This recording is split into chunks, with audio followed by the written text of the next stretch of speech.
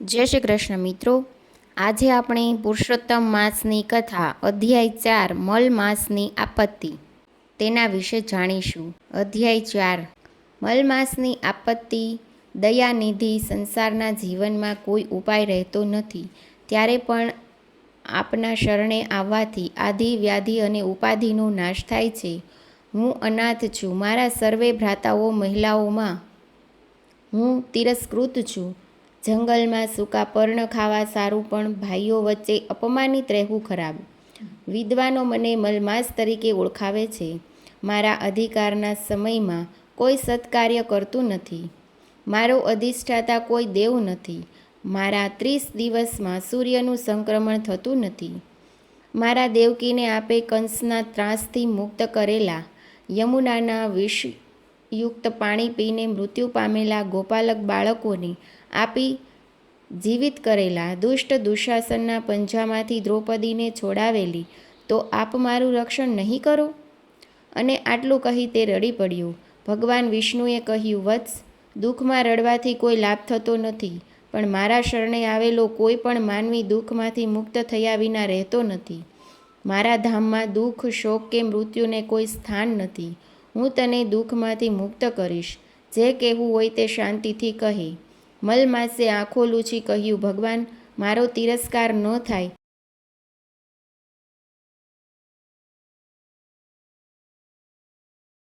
અન્ય મહિનાઓની જેમ મારે પણ અધિષ્ઠાતા દેવ હોય, મારા કાળમાં સત્કર્યો થાય તેવી કૃપા કરો। લોકો મને મલમાસ ન કહે, મારું યોગ્ય નામકરણ થાય તેટલું કરો। અને તેણે ભગવાનના ચરણ પકડી લીધા અને ઢળી પડ્યો। સૂત પુરાણી કહે છે કે મુનિઓ ભગવાન નારાયણ કહે છે, હે નારદજી, ભગવાન શ્રી કૃષ્ણ કામ્યકવનમાં અર્જુનને કહે છે કે, અર્જુન, આગળ શું થયું તે સાંભળ। અહીં અધ્યાય 4 સંપૂર્ણ થાય છે। હવે આપણે પુરુષોત્તમ માસની ચોથા દિવસે કરવાની વાર્તા કરીશું। સેવાનું ફળ। એક ડોશી અને એક ડોસો રહે, તેમને ઘરે 3 દીકરા, ત્રણેય દીકરા જુદા રહે। એવામાં પુરુષોત્તમ માસ આવ્યો। ડોશી ડોસાને પુરુષોત્તમ માસ નાહવાની ઈચ્છા થઈ, પણ બંને જણા નાહવા જાય તો રાંધીને ખવડાવે કોણ? ડોસો તો મોટા દીકરાને ત્યાં ગયો અને વાત કરી, ભાઈ, આટલો મહિનો અમને તારે ત્યાં રાખે તો અમે પુરુષોત્તમ માસ કરીએ। મોટા છોકરાએ તો ઘસીને ના પાડી દીધી। ડોસો વચેટ દીકરાને ત્યાં ગયો અને વાત કરી। વચેટ દીકરાએ કહ્યું, પિતાજી, મને તો વાંધો નથી, પણ મારી પત્નીનો સ્વભાવ આકરો છે, નિત્ય કજ્યો કરશે, તમને ફાવે તો રહો। ડોસો ત્યાંથી નાના દીકરાને ત્યાં ગયો। ડોસાને આવેલા જોઈ દીકરો વહુ પગે લાગ્યા। ડોસાએ બધી વાત કરી।